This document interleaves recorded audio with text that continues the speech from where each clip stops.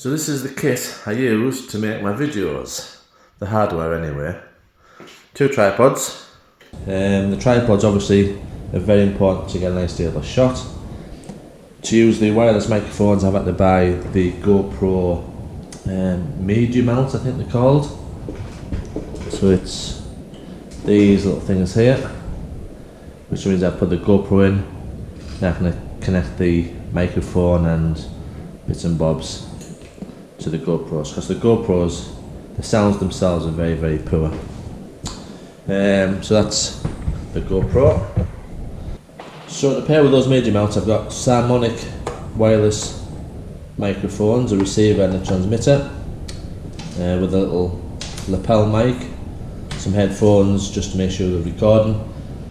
Right, so I've put the microphone on now.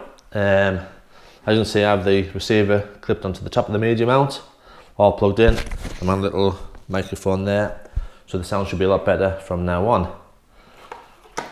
That's the wireless microphones. So we have 2 360 cameras. My partner's one that we just use for walking videos and sometimes on the scooter. So if you saw the Isle of Wight rally ride, you'll notice the bike was fully kitted up, had 2 GoPros on and both 360 cameras on. She held hers on this long pole and mine was mounted to the handlebar, so you give a view of us or the road ahead, wherever we wanted. The 360 cameras are brilliant, however the quality isn't as good as the GoPros once you start editing it. So hence I've kept the GoPro Heroes, of which I've got 3 of. And as you can see, I have loads of spare cards, loads of spare batteries, because they go through batteries like you wouldn't believe. Also got the phone. I thought, because I've got so many GoPros, I bought a GoPro multi-control app, which is superb. And if you can see that, got all the GoPros on and I can control them all at one time. So once I've connected them all, I can record, stop, turn them all off, and that is a superb app. So again, when I did a European trip in the car, I use this all the time to sync up all the GoPros, because I think I had about 5 GoPros, all the GoPros on at one time. Probably when I was going on Monaco Grand Prix circuit. So that app is really useful. Working our way along, come to the mounts. The most useful ones I found are the GoPro suction mounts. They are really strong. Once they're on, they're solid. I believe they're rated to 120 miles an hour. Brilliant. This is the Deco GoPro triple suction mount. This is my most expensive purchase. And that, with that on the back, again, I use this on the car a lot for the GoPro shots, the 360 shots from behind the car. That gives a great picture.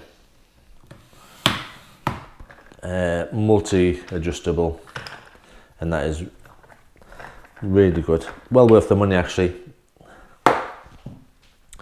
Obviously, I have plenty of just normal clip-in cases. They go on things such as the mounts that are fixed to the back of the bikes. Shoulder mount, I used quite a lot when I first got the 360 cameras. When I went round Whippy on the Lambretta, I did a 360 video with that on my shoulder. That was a really good one. Chest mount, again a good point of view position for cameras, really good. And like I say, I have just a case full of bits and bobs, different types of fittings, clamps, just loads of spare bits. If I ever get stuck, I can make up something which will fit. So that's all the gear I use. Over the top, definitely. I was hoping just to get away with maybe 2 360 cameras, but at the moment the quality of the 360 cameras I'm not particularly happy with. So there's a lot of mounting, a lot of fiddling about before I even start doing the videos.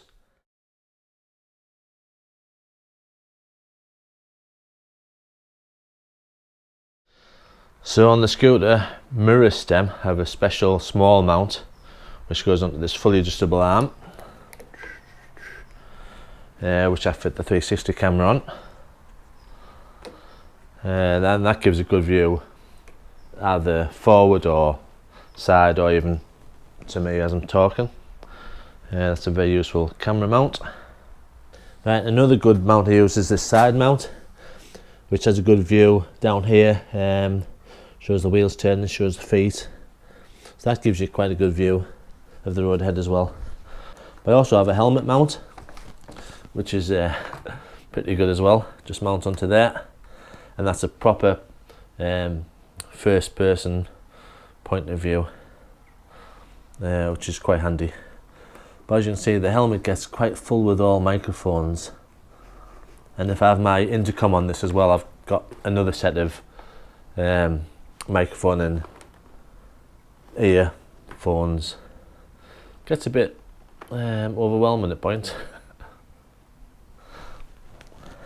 On the rear of the scooter I have this solid mount where the camera case clips in, and that just faces backward. That gives a really good view of behind as well. I've also got the Quadlock for the phone, so I can control all those cameras at the same time, which I talked about earlier. So with the rear camera, the side camera, could even have two side cameras, the GoPro on the front and the one on the handheld, the helmet mount, chest mount, the shoulder mount, gives me lots of options, but also gives me a headache in that I can just record too much and then the editing becomes just stupid. But yeah, that's pretty much the hardware I use for when I make the videos. So next I suppose I should talk about what software I use to make the videos and just how long it takes, because it takes ages. Right, back inside.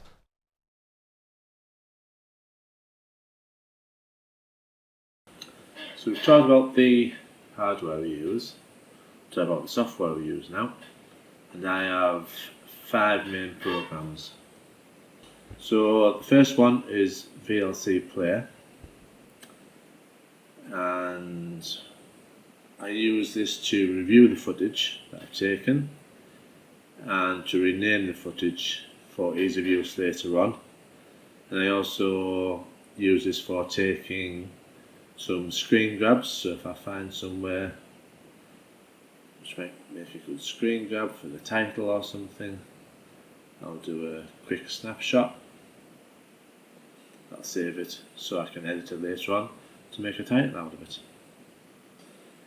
So that's really useful, that, and it lets me review the footage nice and simple. So next bit of software I use is PaintShop Pro, and I've just taken a screen grab here, and this is an example of the picture, but if for example I was to go to that snapshot that I just took, from here I can zoom in, crop a bit. Maybe I only want to take a picture of the phone, so I'll crop that, and I might make it look a little bit better by putting a nice little edge to it. See the nice little edge coming around it now.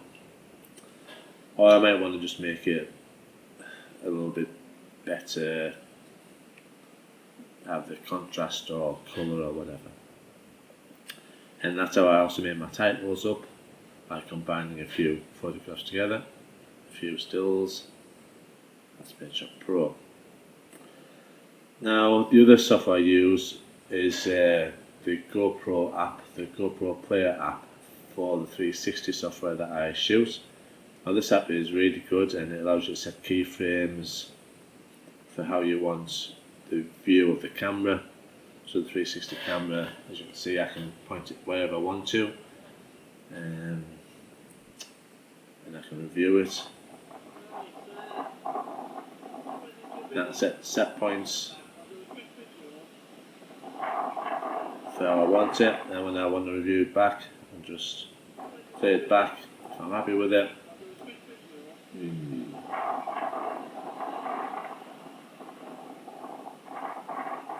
and then I can export that as a video. The good thing about the 360 as well, you have a little tiny planet.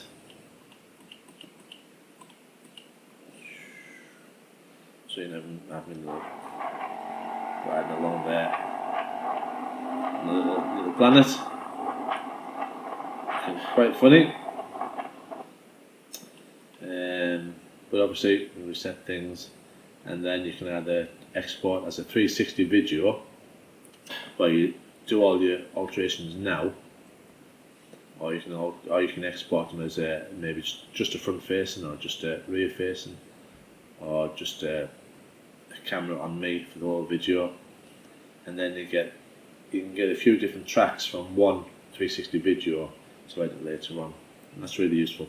That does take a long time. The software that I've actually bought is one called Telemetry Overlay, and that lets me get the GPS data off the GoPro cameras, and this is really useful. You get all sorts of data: acceleration, altitude, bearing, distance. You can have maps, you can have GPS paths. There's just so much you can actually do, and you can move things around. If you don't want certain things that you don't want the time on, you can just get rid of it. You can make gauges horizontal, vertical, change the type of speedometer. There's just so many different things you can do. It's really good. And you can set your own patterns, and you can load your own patterns. For example, this is the one I just used for the 0-60 trials that I've done recently.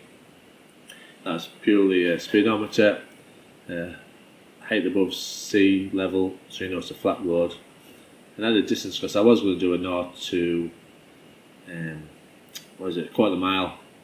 That didn't bother in the end. And there's also a little acceleration. I'll just show you here. See the acceleration gauge, deceleration when I'm braking. So that's really good. And when you're happy with that setup, you can export that as a total video all by itself with the film footage and the overlay information on. Or what I do is I export as a transparent movie, so I just have the gauges on one track and play with them to my content without affecting the video underneath it. And then you just export it to whatever folder you want. This gives you some options on how much detail you want on the GPS and how fast you want the uprate. If you want loads of detail and loads of uprates, it takes quite a while to process. And but you don't need it. If you're going for a drive, for example, if you're doing a 2-hour drive, you can have the lowest update refresh rate, because you don't need that instant data all the time. Whereas in 0-60, you want 60 frames per second, and you want update refresh rate of 1, total all the data, but it does take a long time. Then we come to the main software, which is Davinci Resolve by Blackmagic. Now this is actually free, and I can't believe it's free, because it's such a powerful bit of video editing software. Just get it going. Let's just start a new project, just for example. And this just allows you to do everything. What I tend to do is set my folders up ready, so I have some example videos, I may have some photos in there, I may have some other software, and then it's just a case of bringing down that software. For example, let me see what this one is. Stick it on our track. Then we've got some Telemetry Overlay, which we can put on our track. You can see that's built up. I'll just disable that. See, there's no information on there now. And this lets me just play about with the gauges. If I had the full movie, I wouldn't be able to say crop this out or take some of the information out of the overlay. So that's why I do an overlay video rather than just one video. And from there you can do all sorts of cuts and fades and add titles, So let's say we wanted to add a picture in there. I don't know why we would do, but let's add a track to the top and add our desktop picture. So now you see our desktop picture. If I select that track, this box tells you how long it's going to last for. If it's only here, for example, let's just turn the sound off for now. You see it's only on for a couple of seconds. Just drag it for however long you want it on for. This video then you can make smaller. You can move it around the screen to wherever you want to. So maybe this would be like a review camera. If you look at one of the drives I did, I actually made this into a review camera with a review camera surround to it. It's quite a bit round actually, it looks really good. Make this move. You can transition it in with a cross dissolve, for example, so it comes in nice and gently. What else? There's just so much you can do.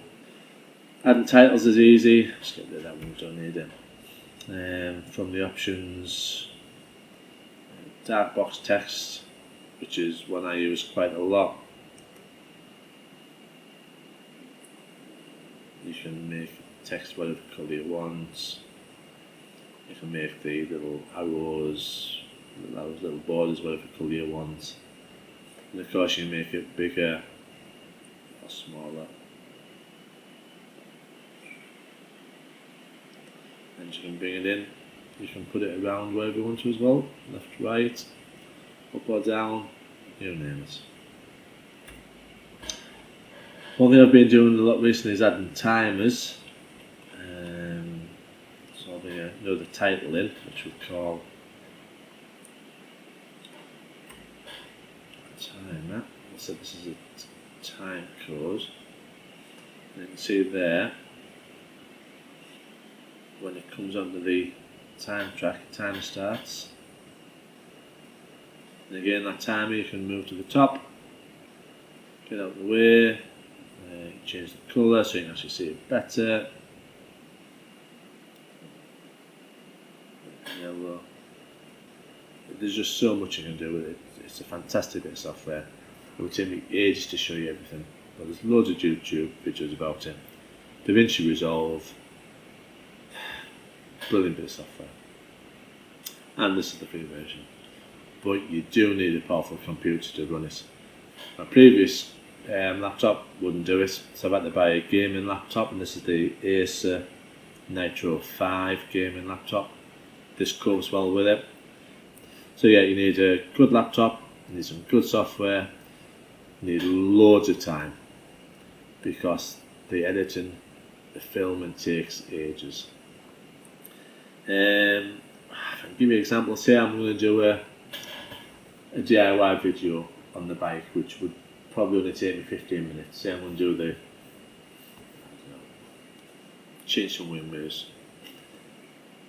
10-minute job will take me probably 45 minutes to an hour to do. Setting all the equipment up. As I'm recording, I might stop, change the angle, start recording. So a 10-minute video might take an hour to actually video. Then I'm going to come in here, put it onto the laptop hard drive, review it with VLC Player, maybe take some screen grabs and make a title screen using Pinch Pro. If I used a 360 camera, it would take even longer, which is why I generally don't use a 360 camera very much. If I was doing a ride video, then I've got to use the Telemetry Overlay program to take the GPS data off that, and then I sit down with Davinci Resolve and edit, and time flies. And this can be quick if you only have one camera. If you have 2, 3, 4 cameras rolling, you have 4 tracks, and then it starts getting really complicated. And 10-minute video would probably I don't know, 5 hours in total. And then you've got to upload it to YouTube. Then they've got to do all their checks and compressioners. The amount of work that goes on in the background of these videos is unbelievable. I would say a 10-minute video on average takes me 5 to 6 hours. And I've had somewhere, I've had 4 or 5 cameras, and I say 1 minute takes me 1 hour.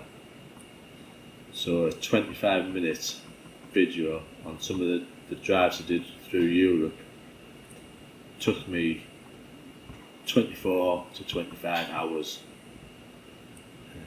and that's a lot of time just for a quick video.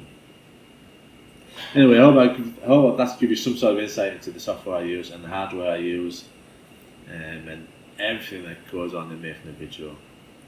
There's a lot to it, and that's why when someone gives me a like, or if Mel leaves a comment, I'm really appreciate it. I really do. It means a great deal to me. And if someone subscribes to the channel, fantastic. They must be enjoying it, and it makes all this work a bit worthwhile. So yeah, thanks for watching this video, and if you did find it useful, and please consider subscribing to the channel. Bye. I'll see you in the next video. Bye now.